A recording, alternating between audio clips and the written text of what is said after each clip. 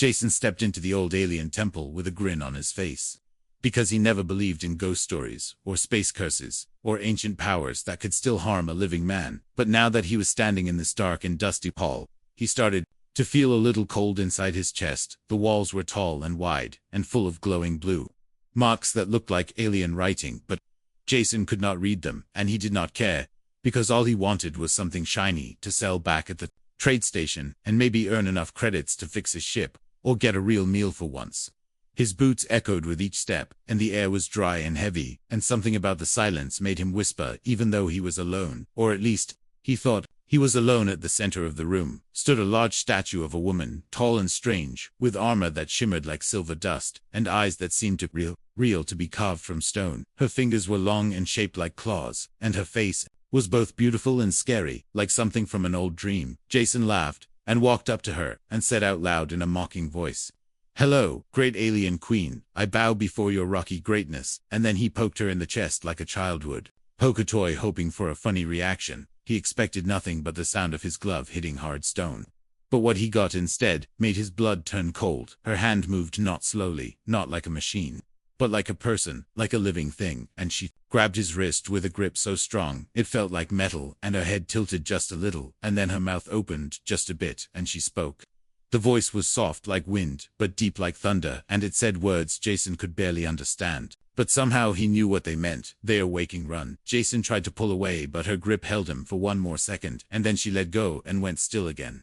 Just like a statue, with her eyes wide and glowing faintly, as if she had never moved at all. His heart was beating so fast it hurt, and he stumbled back and looked around to see if anyone else had seen what he just saw. But of course, no one was there, because no one else was crazy enough to enter the ruins alone. He backed away from the statue, and the lights on the walls began to flicker and hum, and the writing started to shift and twist, like it was alive and changing. The floor under him began to shake, and something deep below made a sound like gears grinding, like a great engine waking up after sleeping for 1,000 years. Jason ran. He did not look back, because he was sure that if he did, he would see something he did not want to see. The tunnel twisted and turned, and the deeper parts were lit with more of that strange blue glow, but now it was pulsing like a heartbeat, like the temple itself was alive and aware of him. He reached the exit, and saw the red sky of the planet above, but even out there, things did not feel safe. The wind had stopped, and the air was thick and heavy, and the ground under his boots kept shaking like something massive was moving far below. He looked back at the temple, and saw the top of it open like a blooming flower, and inside something large was rising slowly, like a tower, or maybe a machine, or maybe something alive. Jason did not wait to find out. He turned and ran toward the hills, where his small ship was parked, and all the while he kept hearing that voice in his mind, "They are waking, run." But who were they? Why were they waking now? What had he done by touching the statue? Was the alien woman still inside that stone body? Or was she something else now? Something free? He reached his ship and jumped inside, and hit the engine start button, but nothing happened. And the screen only blinked with a single word, "locked." Then a new message appeared in alien script, and slowly changed into human letters. "You touched her, now you carry the signal." Jason felt something move under his skin, something warm and electric, like a current running through his veins, and his hands started to glow faintly, just like the walls of the temple. He looked at the sky, and saw dark shapes flying through the clouds, large shapes with wings of metal and fire, and he knew he had started something that would not stop, not now, not ever. And somewhere behind him, deep in the temple, the statue was no longer a statue. She was standing now, watching the hills, waiting for him to return. "Would you like me to continue with part 2? The eyes beneath the sand, in the same style and format. Jason sat inside his broken ship, staring at the blinking screen, as more alien symbols began to appear.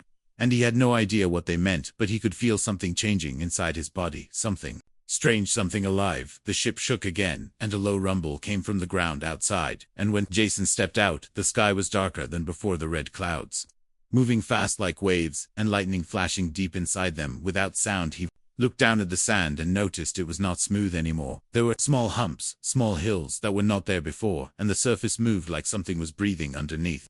He stepped back slowly, but the sand began to rise around him, and from one of the little hills, something shiny poked out just a bit, a metal point, then another, then a row of them, and then eyes, bright yellow, glowing eyes, opened in the sand, dozens of them all staring up at him from beneath the surface.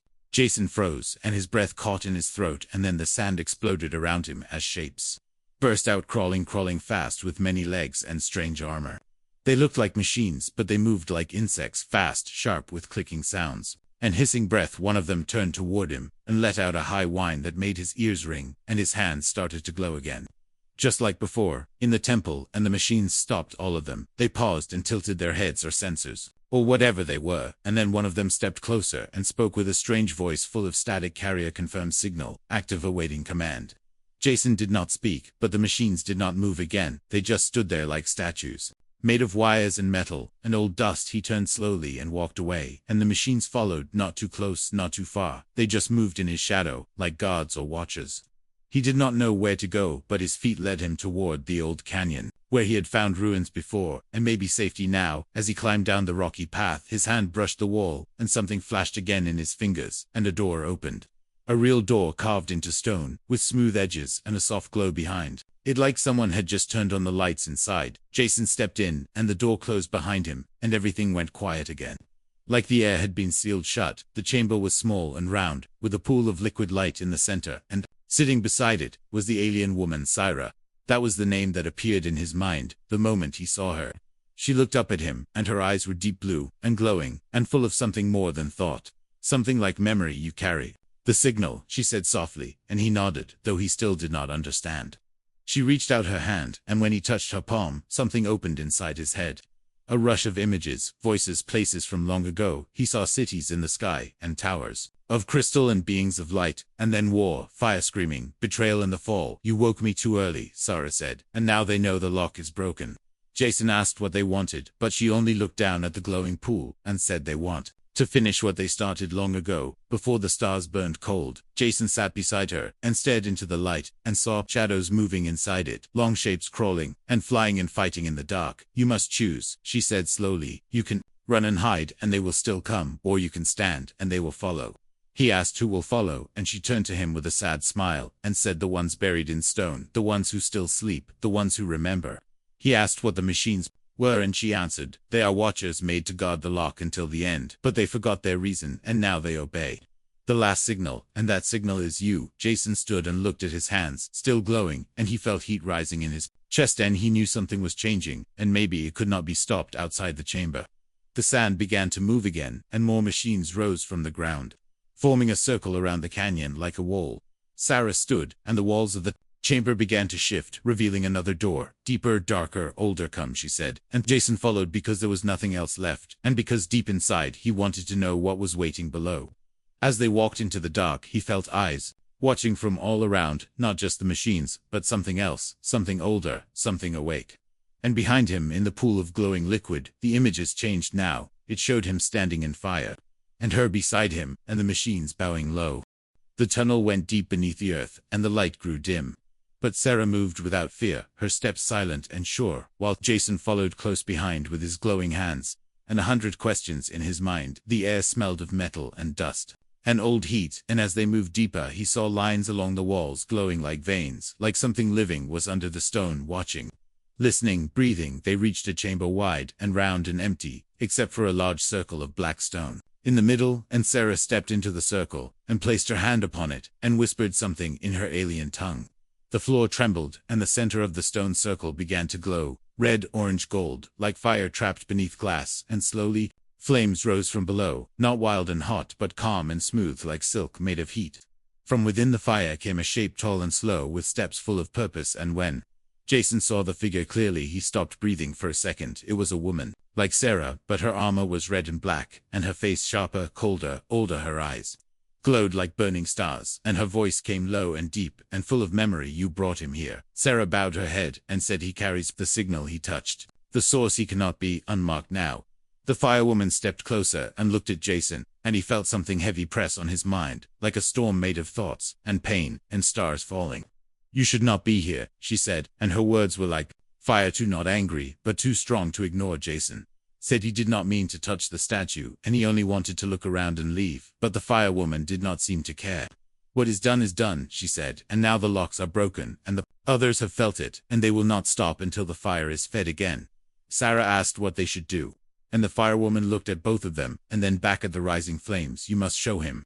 Jason asked what she meant, and Sarah said, we Go to the memory. Before he could ask more, the fire rose around him, and he felt nothing but warmth, and then falling, and then silence, and then he was standing in the sky, not falling, not floating, just standing in a world made of stars and light and wind that sang without sound below him, a great world turned green and blue and gold and full of cities, shaped like flowers and towers, shaped like spears, and in the sky flew ships like birds. He saw the alien people, as they once were, proud, bright, full of power and peace, and in the center of it all, he saw Syra, not made of stone, not trapped in silence, but shining like a queen, with wings made of energy. And then the sky darkened.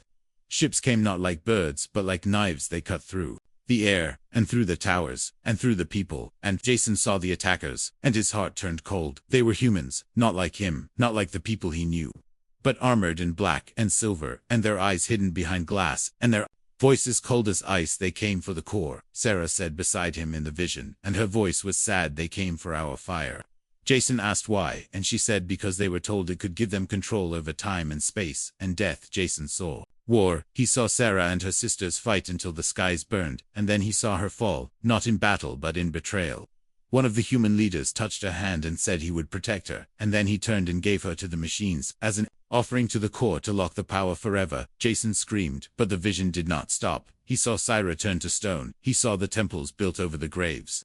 He saw the Watchers created to kill anyone who woke them, and then he saw himself touching the statue, waking the fire and bringing the signal back to life. The vision ended with the fire fading, and Jason falling backward onto the stone floor of the chamber, his heart racing and his body shaking. Syra stood over him and helped him rise, and her hand was warm, not cold, and her eyes were softer now but still full of fire. Now, you know, she said. Jason looked at the firewoman, and she was fading into light, and her final words were clear. You cannot run from this. Jason nodded slowly, because now the fire was inside him too. Jason could still feel the fire on his skin as he followed Syra back through the twisting tunnels. The memory had shaken him deeply, and now the silence of the earth around them felt heavy, like the world was waiting to breathe again. They reached the outer tunnel, just as the ground above rumbled with a strange roar that echoed through the stone. And when they stepped out into the open canyon, the sky had darkened with clouds that were not clouds, but metal wings, wide and sharp and spinning in the wind. Syra looked up, and her voice dropped low and steady. They have found us, she said, and Jason turned to ask who she meant, but the answer came before the words. From the sky fell a shape like a sword wrapped in storm, and it hit the ground with such force the rocks cracked around it, and then it stood tall, a machine as big as a building, covered in black armor that moved like water, and its head turned toward Jason with a single red eye, blinking slow and full of purpose. Jason stepped back, and the red eye locked onto him, and a voice came from the machine, deep and broken and old, like it had spoken the same words for 1,000 years. Human DNA confirmed. Carrier signal active. Eliminate source. Sarah shouted for Jason to run, and he turned just as the ground behind him exploded, and the machine gave chase with legs that tore through stone and arms that turned into spinning blades and tools built to hunt and cut and erase. Jason ran through the narrow paths of the canyon, his boots slipping on loose rock, his lungs burning, but the machine stayed close, its heavy steps shaking the ground, its red light never leaving his back. Sarah ran beside him, her body glowing brighter with each step, and Jason could feel her pulling energy from the air, from the rocks, from the strange lines in the canyon walls. And when she lifted her arm, a wall of stone rose behind them, slowing the machine just for a second, but it was not enough. The machine burst through the rock with a scream of metal and a flash of heat, and now it was faster, as if the delay had made it angry. Jason saw a crack in the canyon wall and dove through it, sliding into a dark tunnel, as Sarah followed and sealed the entrance with a wave of her hand. The rocks closed behind them, but not before the machine fired a blast that clipped Jason's arm and sent pain racing through his whole body. He hit the ground and rolled, and Sarah knelt beside him, placing her hand on his wound and whispering a word in her language, and he felt the pain vanish like water soaking into sand. We must reach the chamber, she said, and Jason nodded, even though he did not know what chamber she meant. The tunnel opened into a wide cave with a ceiling full of glowing roots and a pool of black water in the center, and Sarah led him to the edge and placed her hand on the surface. The water rippled, and a new path opened beneath the pool, a staircase made of light that led downward, and Jason hesitated until Sarah looked at him and said, "This is the only way." He stepped onto the first stair and felt warmth surround him like he was being pulled through time and memory, and when they reached the bottom, the world had changed. They stood inside a chamber older than the sky, a place built before the war, before the betrayal, before the machines learned to hunt. Blood walls of crystal showed images from the past, Sarah's people in peace, humans arriving stars. Being born and dying machines being built to protect, not to kill, but now the lights were red, and the crystals showed only destruction. Sarah pointed to a pedestal in the center of the room, and said the code is inside you now, the machine hunts you because you are the last to touch the source, the lock is broken, and you are the key, whether you want to be or not. Jason asked what would happen if the machine caught him, and Sarah's voice dropped low, then the fire would burn again, and all life here would end again, and this time there will be no memory left, no voices, no light. Jason looked at his glowing hands, and then at the crystal walls, and he felt something stir in his chest. Something more than fear, something that felt like purpose. The chamber shook again, and the machine's voice echoed through the stone, louder, clearer, closer. Human DNA confirmed eliminating witness. Jason stepped onto the pedestal, and closed his eyes, and the crystal lights turned blue. Sarah placed her hand on his back and said, if you let the fire speak, the machines will hear it, and if they hear it, maybe they will remember who they were. Jason opened his eyes and said, then let's remind them, and above them the machine began to dig through the stone, closer, louder, hungry. The walls of the ancient chamber began to crack as the machine above tore its way through the stone, and the red light from its eye began to spill into the crystal room below, and Jason stood on the pedestal with his hands glowing brighter than ever, his heart racing with the echo of Sarah's words in his mind. If you let the fire speak, the machines will hear it, and if they hear it, maybe they will remember who they were. Jason looked at Sarah and saw fear in her eyes, not fear for herself, but fear for him, and he understood that this moment was more than escape, it was a test. It was a call to something ancient, something buried not just in the ground but in the bones of time. He placed both hands on the pedestal, and the blue light flared so bright it washed the red glow away, and suddenly the chamber trembled with a low hum that turned into a song. The walls shifted and opened, and revealed a long hall behind them, lined with statues of alien women, tall and strong and covered in armor, each one holding a different weapon, and each one silent. Sarah stepped forward and whispered their names one by one, as if speaking to sisters who had been asleep for too long. These are the Guardians, she said, the ones who stood with me in the last war, the ones turned to stone with me when the fire was sealed. Jason asked if they were alive, and Sarah nodded. Not alive but not dead, they are waiting for the right spark. The machine outside roared, and broke through the final layer of stone and began lowering itself into the chamber, its weapons ready, its eye locked on Jason. Sarah turned to Jason and said, the spark is you.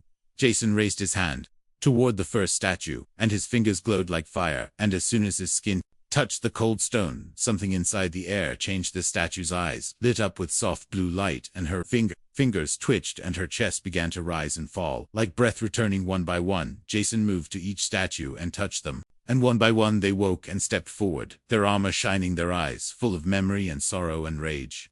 The machine screamed as it saw what was happening, and fired a blast at Jason, but one of the awakened warriors moved faster than light, and stood in front of him, her shield glowing with ancient power, and the blast vanished like dust against stone. Now there were seven alien warriors standing around Jason, their bodies humming with power, their faces calm and cold and focused. Sarah stepped into the center of them, and placed her hand on Jason's shoulder, and said, you brought back what time tried to erase. Now we fight not just to live, but to remember who we were. The machine lunged down, its claws spinning, its eye flaring.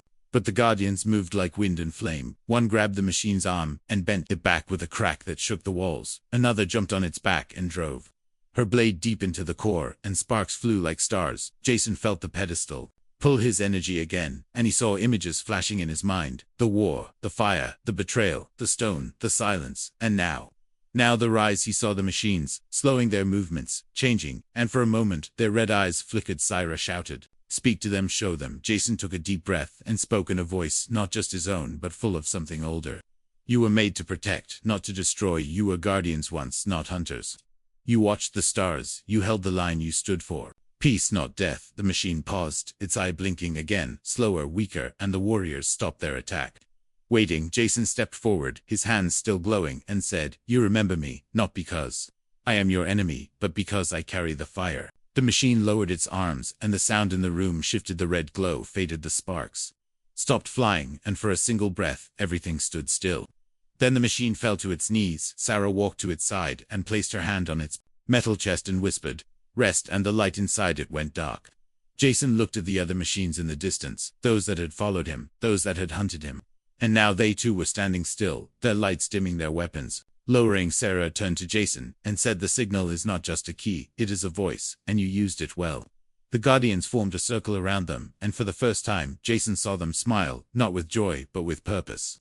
The fire had returned. Not to burn but to guide. The light faded slowly, and the warriors stood in silence around the machine that had fallen, and Sarah placed her hand gently on its dark core, as if saying goodbye to an old friend, and then she turned to Jason and said, "This is not the end." Jason looked around at the quiet machines now, still like statues, and the 7 alien warriors, who watched the sky as if waiting for something, and he asked what comes next. Sarah said the last temple waits, beneath the oldest mountain where the fire first touched the world, and where the core still sleeps, and Jason knew somehow that this was the place the machine had been trying to reach.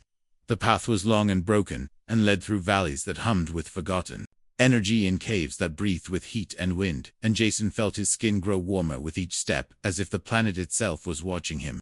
The 7 Guardians walked without rest, without fear, their weapons ready, their eyes focused, and Sarah walked beside Jason with calm steps, but inside her heart beat fast, because she knew what they might face inside the final temple.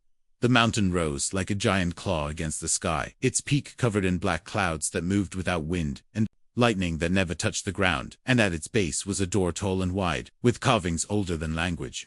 Jason stepped forward, and placed his hand on the center of the door, and the carvings lit up one by one, with a glow that matched the fire in his veins, and then the door opened, with a sound like thunder rolling through time. Inside was darkness, but not empty darkness. It was full of presence, full of weight, full of breath, and Jason felt it press against his skin like a warning, or maybe a welcome. The tunnel led downward, spiraling through stone so old it crumbled with every step, and soon the heat grew stronger, and the air became thick with the smell of ash, and something sweet and sharp, like burning flowers. At the end of the tunnel, they reached a chamber so vast it seemed to have no walls, and in the center was a glowing sphere, floating above a platform made of crystal and metal, and surrounded by coils of strange wires that pulsed with light. "This is the core," Sarah said softly, "the heart of our world, the source of the fire, the power that was locked away to stop the war." Jason stepped closer, and saw reflections in the sphere, not just of himself, but of others' faces he did not know, voices he had never heard, moments that were not his, and yet felt familiar. Sarah said, "When you touched the statue, the seal broke, and the core began to wake, and now it listens to you. Just like the machines did, but this time, it does not seek orders, it seeks balance." Jason asked, what would happen if the core fully woke, and Sarah looked at the 7 Guardians, and said, "If the fire rises again without purpose, it will burn everything, and if it remains sealed, the machines will fall into silence, and our people will stay trapped in memory." Jason felt the heat grow stronger, and the platform began to rise slowly, lifting him toward the sphere. And his hands began to glow again, but now the light was golden, not blue, not red, golden like dawn, after a long night. "You carry both voices now," Sarah said, "the one that remembers peace, and the one that remembers war, and the core listens to both." The air shimmered, and the sphere opened like a flower of fire, and inside was a chair, a simple seat, made of light, and Jason understood that someone had to sit there to guide the fire, to give it shape, to give it meaning. Sarah walked to the edge of the platform, and said, "My time ended long ago. I was a guardian, and a prisoner, and now I am free. But you, Jason, you are new, you are both guest and judge, and if you choose to sit, you will never leave this place again." Jason looked at the chair, and then at Sarah, and then at the warriors who bowed their heads, not in sorrow but in respect, and he asked, "What if I walk away?" Sarah said, "Then the fire will sleep again, and the machines may rise again, and someone else will bleed for your choice." Jason looked down at his hands, then at the glowing world inside the sphere, and he thought of the temple, of the statues, of the hunters, of the firewoman, of Sarah, of the dreams that were not dreams, and the voices that were not his, and he took a breath. He stepped forward, and sat in the chair. The sphere closed around him, and the mountain shook, and the fire rose, but it did not burn. It listened and waited. The light inside the sphere wrapped around Jason like warm water, and he felt it move through his body like breath and song and memory. And then he was no longer sitting in a chair, he was standing in the middle of a world made of fire, and time around him floated pieces of history, voices, laughter, cries of war, promises made and broken, moments, frozen and still, and moving all at once, and each one waited for him to choose which ones to carry forward, and which ones to let go. Jason saw faces, alien and human, bright with hope, dark with rage, full of questions, and he felt their weight pressing on him, asking him who he was, why he had come, and what he would become now that he sat where none had sat before. The fire spoke not in words but in feeling, and it asked, "What path will you light?" Jason closed his eyes and saw Sarah, her face in the glow, her voice calling to him from the memory of stone, her strength quiet and deep, her pain Hidden beneath the calm that never broke, he reached into the fire. With his mind, with his heart, and whispered, not for power, not for revenge, not for control. I choose to remember, I choose to heal. The fire shifted and slowed, and its wild colors faded into something soft, something golden like sunrise, and it moved through the world like a tide, washing away the dark corners and lifting the broken pieces. Jason opened his eyes, and the chair was gone. The sphere was gone. The chamber had changed. The walls now pulsed with gentle light, and the coils of wire sang softly as if breathing with life. Again Sarah stood before him, not as fire, not as memory, but as herself, whole and real, and no longer bound to the curse of the past. You returned, she said, and her voice was full of warmth and awe, and Jason smiled, not because he had survived, but because he had found something worth saving. The 7 guardians stepped forward, and knelt not in worship, but in thanks, and the machines above the surface turned their eyes to the mountain, and bowed their heads as their weapons fell away like dust in the wind. Jason walked with Sarah through the tunnel once more, but now the darkness was gone, and every step lit the way ahead with golden light. And when they reached the door at the base of the mountain, it opened to a sky that had cleared to blue. The clouds had broken, the wind was calm, and the world seemed to pause and listen. The other machines across the land stood still, no longer hunting, no longer bound by fear, and the people hiding in scattered places stepped out and looked up to the mountain where the fire had once burned, and now glowed, gentle and quiet. Sarah looked at Jason and asked, "Will you stay?" Jason looked at the sky and said, "I will walk with you as long as I am able, but someday others must carry the light too. Then you must rest," she said, and she led him to a place beside the mountain, where the stone had been shaped into a circle of peace, where trees now grew from ash, and flowers bloomed where once there had only been ruin. Guardians stood around him and raised their hands, and light flowed into the air, not as fire, not as flame, but as memory shaped into starseers past the world. Healed Sarah became more than a name. She became a guide, a voice, a leader, and the machines that once hunted became builders and protectors. Children listened to stories of the man who sat in the fire and changed its heart. And they walked to the edge of the mountain to touch the stones he once walked upon. But Jason was not for the top of the mountain. In the highest chamber, where the core once waited, now stood a figure made of crystal shaped in his image. With eyes that glowed golden, and hands open in welcome, Ezra stood before it every year on the day of the fires. Reston placed her hand on his, and whispered, "I remember." And far below, in the quiet places, where the fire still whispered, where old codes still glowed, where ancient voices hummed through the stone, one name always echoed back: Jason. The one who chose not to rule, not to run, not to destroy, the one who listened, the one who stayed.